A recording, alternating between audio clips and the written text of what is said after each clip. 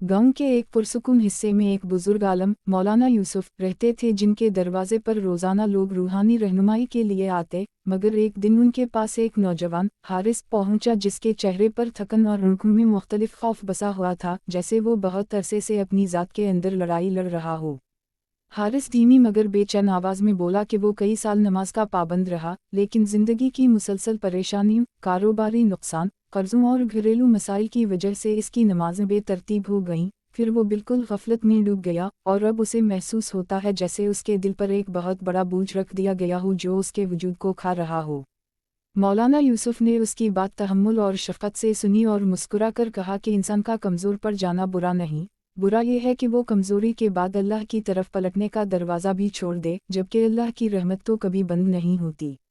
इन्होंने उसे बताया कि कुछ अज़कार दिल के अंदर से गुबार धो देते हैं और रूह में रोशनी भरते हैं, खुसूसन कलिमा तैबा ला इलाहा इल्ला अल्लाह मुहम्मद रसूल अल्लाह, जिसे सच्चे दिल से पढ़ लिया जाए तो इंसान के दिल पर बंद दरवाजे भी खुलने लगते हैं और बेचैनी के साए छटने लगते हैं। हारिस ने कांपती आवाज़ में पूछा कि क्या ये कलिमा वाकई इसके अंदर की टूट फूट को ठीक कर सकता है।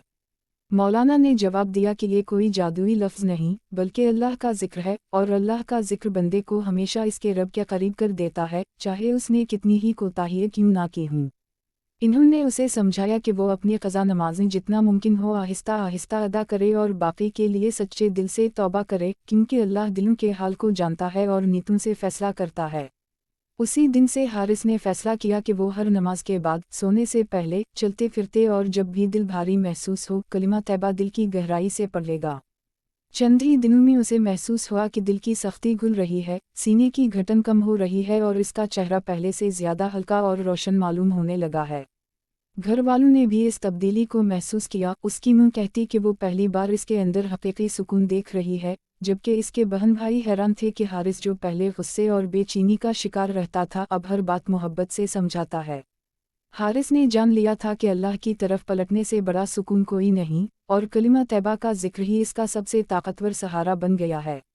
वो हर रात शक्र के साथ सोता और हर सुबह उम्मीद के साथ जागता, इस यकीन के साथ कि अल्लाह उसे कभी मायूसी में नहीं छोड़ेगा। यूं इसका दिल ईमान की रोशनी से भर गया और उसे यकीन हो गया कि जब नीयत सच्ची हो, दिल आजिज़ी से झुक जाए और ज़बान अल्लाह के ज़िक्र से रोशन हो जाए, तो ज़िंदगी का हर अंधेरा रोशनी में बदल जाता है।